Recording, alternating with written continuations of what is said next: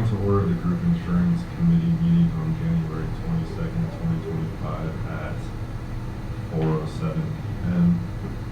We'll move to item 1.02, which is roll call. Rachel? Jeff Bosco? Present. Kaylee Prince? Present. Robert Munson? Glenn Marcos? Present. Brenda Costello? Present. Mike Dixon? Joseph Silviera? Present. And Eric Diamond? Also yes. And you did have a form. Great. We'll move to section 2. We'll move to item 2.01, which is possible action to elect a chairperson of the Group Insurance Committee for a 1-year term expiring December 31st, 2025. Among current membership, Robert Munson, Rachel Drake, Joseph Silvera, Mike Dixon, Eric Diamond, Brenda Costello, Kaylee Prince, Glenn Bartos, and Jeff Foster. And this item is for possible action. So we'll start this item with the nominations. Robert Munson, I nominate Jeff Bosco. Thank you. I accept the nomination. Are there any other? Okay. Any public comment on this item? All right. Any further deliberation? All right. Then we will go to a motion.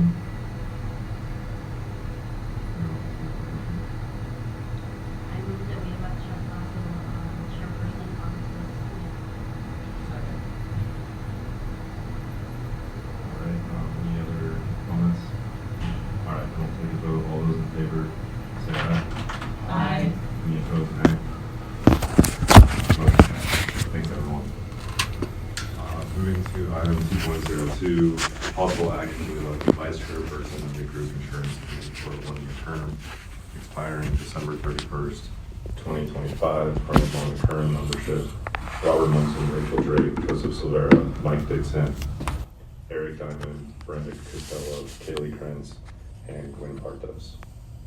So we'll start with any nominations. Robert? Robert Munson, I nominate Rachel Drake. Thank you, Robert. I will accept that nomination. Any other nominations? Okay, any public comment? All right. Any further deliberation? Okay, then I'll entertain a motion on this item. Robert? Robert Munson, I move that we elect Rachel Drake, Vice Chair of the District Insurance Committee. Second. Okay. All right, any further discussion? Seeing none, all those in favor say aye. Aye. Any opposed, say nay. All right, motion passes. Rachel, congrats. All right. Okay, we'll move on to item 2.03, presentation discussion of Washoe County School District Group Insurance Claims Experience Report as of January 2025 for presentation and discussion only. And we have Nate Kerr from LP to go over this today. Hello, Nate. Good afternoon, everyone.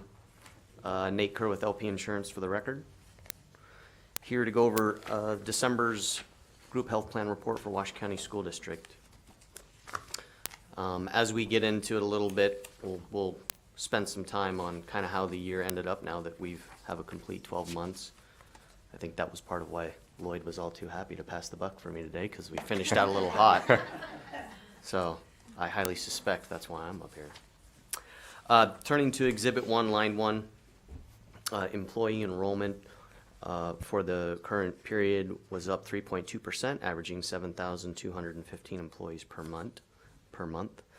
Those employees who carry dependents, also known as dependent units, were up 0.8%, averaging 2,232 dependent units per month.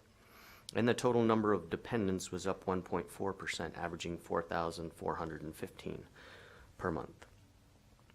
Net paid claims for medical, RX, dental, and vision for the year ended up 12.9% up over the prior period, averaging $6,707,722. Taking account the increase in enrollment, the composite cost came down to 9.3% above the prior period, averaging $929.74 per month. Line 6, our fixed cost, down 0.3%. Much of that was due to the stop-loss renewal. If some of you recall, we've had some favorable stop-loss renewals. So that's good. Fixed cost averaging $386,627 a month. Adding in fixed and claims together to get total all-in, line 7. Overall costs are up 12.1% year over year, averaging $7,094,349. And taking enrollment into account, it lowers that percentage down to 8.6 above the prior period, averaging $983.33 on a composite per employee per month basis. Line 9, large claims. Those are claims that we've identified at half of your specific stop-loss deductible, so any claim over $212,500 we begin tracking. This year, there was only one more than the prior period, totaling 30. A little bit different makeup of costs, though. We'll get to that. Large claims. Turning to Exhibit 2, the graph actually is helpful looking at the last few months there. You can see our rolling 12 line, that blue line. That last quarter, September, October, November, December, ended up on the higher side, on the hotter side. And we'll get a little deeper to that as we get into large claims. Turning to Exhibit 3, notables for all-in cost line items.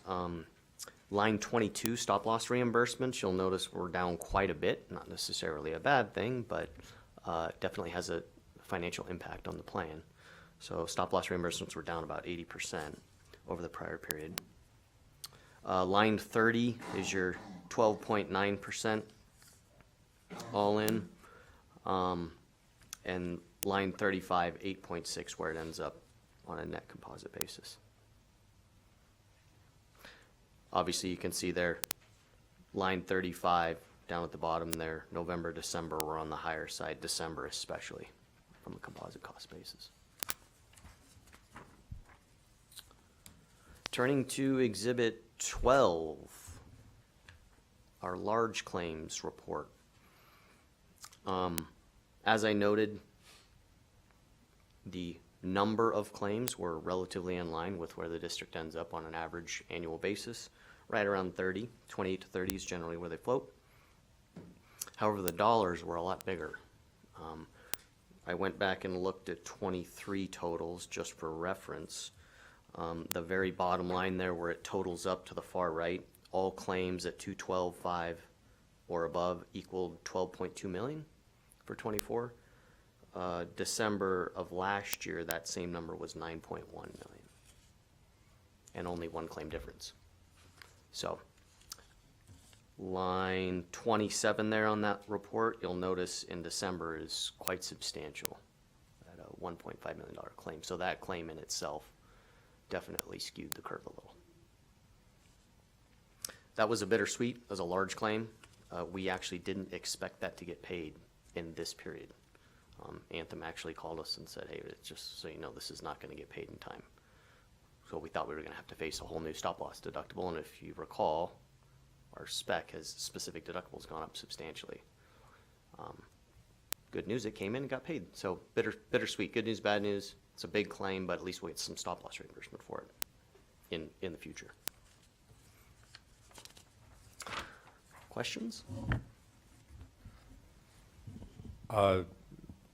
I'm not saying any questions. I just want to say thank you, Nate, for clarifying why we saw such a large increase in cost the last 2 months. I can tell you when I saw the 5.2% increase in the net paid claims on the monthly average, I panicked. And so thanks for the explanation. Any other questions for Nate? I have a Quinn. question. Oh, sorry. Back to Exhibit 1, the net paid claims, and maybe you already answered this, and I'm still learning. The net paid claims increase this year of 12.9. Is that related to like the large claims or just the, like, that seems like a higher rate of increase than typical, or is that? Yeah, I think I've made this comment in prior conversations that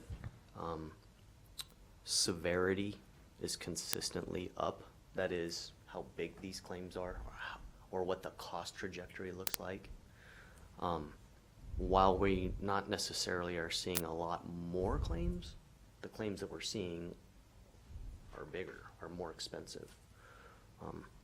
The 12.9 does look high, and I understand Jeff's anxiety levels, because a plan your size, generally, you don't really see two really big swings.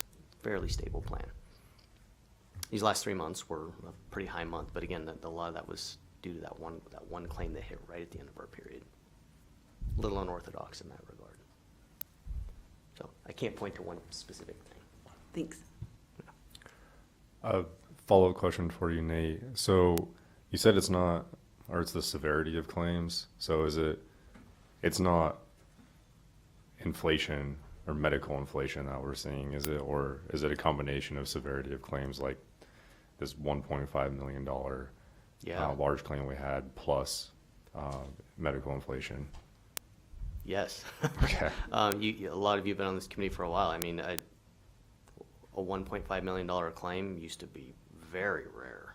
Very, very rare. We didn't see many seven-figure claims, really, even historically. Now they're very, very normal to see multiple seven-figure claims for most organizations. So, yeah, cost of care, cost of drugs, cost of equipment is up substantially. Can I ask a clarifying question around that? Go ahead, Kayla. Sorry. My question is on that. I know that costs are up, but because I'm new to the committee, I'm not quite sure if I know the answer to this, but would our contract alloweds not be the same as what they were contracted for the year, or is that like a rolling, constantly changing contract allowed amount? Because if it is a higher claim and we had the contract alloweds, it wouldn't be necessarily because of cost, but maybe perhaps they went over their annual max, or, do you know anything around that? Like, I believe what you're referencing maybe is the network discount with Anthem. yeah, because we have the contract allowed amounts, so I would, unless, Yep. I just need I'm just curious as to if it's ever changing, or if it's just those set rates for a certain period of time.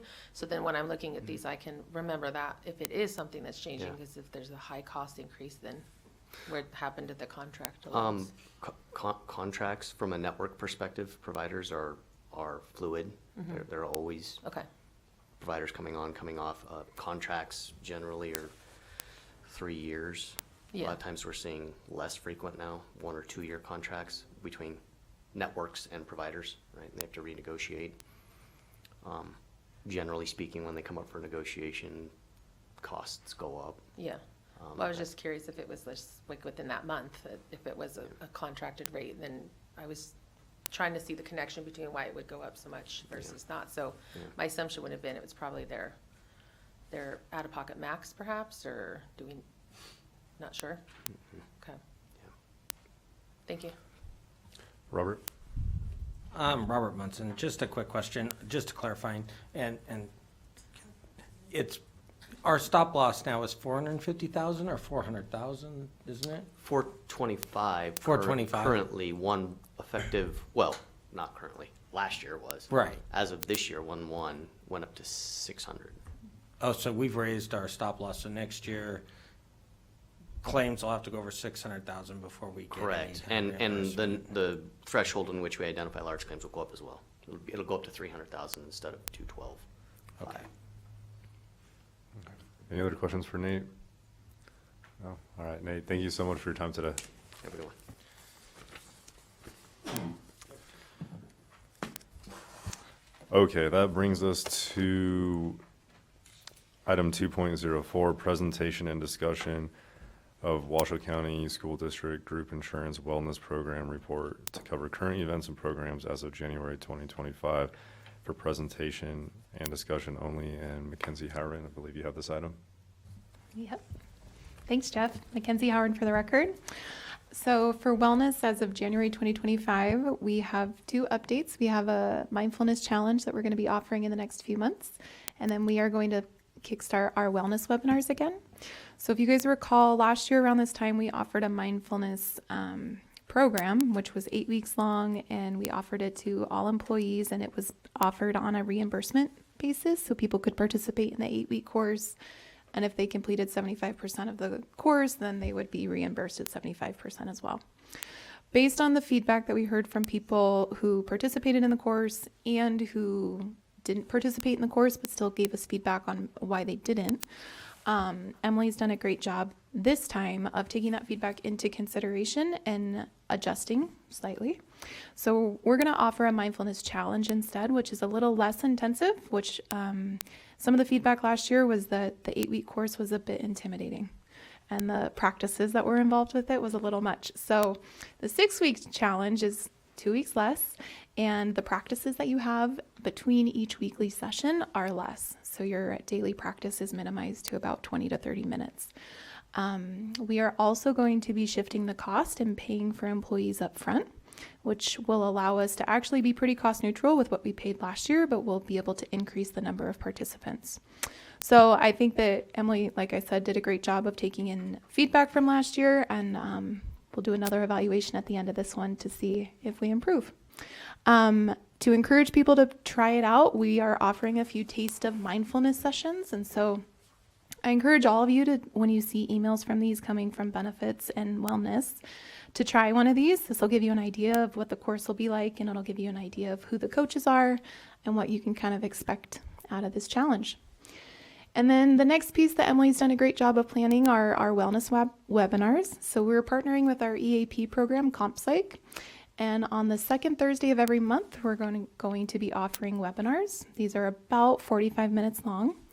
The great part about them is that once they're hosted on that second Thursday of every month, they'll be uploaded to our website. So if you miss it and you're like, dang, I really wish I got to see that information on financial wellness, you can go to our wellness website and rewatch the recording. So go ahead and look for emails, like I said, from the benefits inbox and wellness for updates on both the challenge and the webinar. Any questions on these two? Oh, all right. Thanks, Mackenzie. Moving on to item 2.05, approval of the minutes of November 20th, 2024 meeting of the Group Insurance Committee for possible action.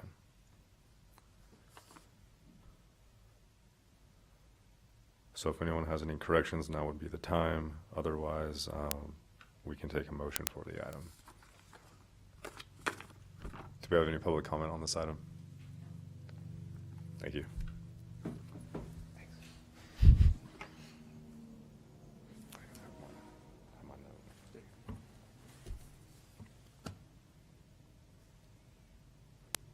Are there any changes to the minutes? No? All right, then. So, Rachel? So this is Rachel Drake. I move that we approve the minutes as presented from the previous meeting. Do we have a second? Second. All right, any further discussion? No? All right, all those in favor say aye. Aye. Any opposed say nay. All right, motion passes.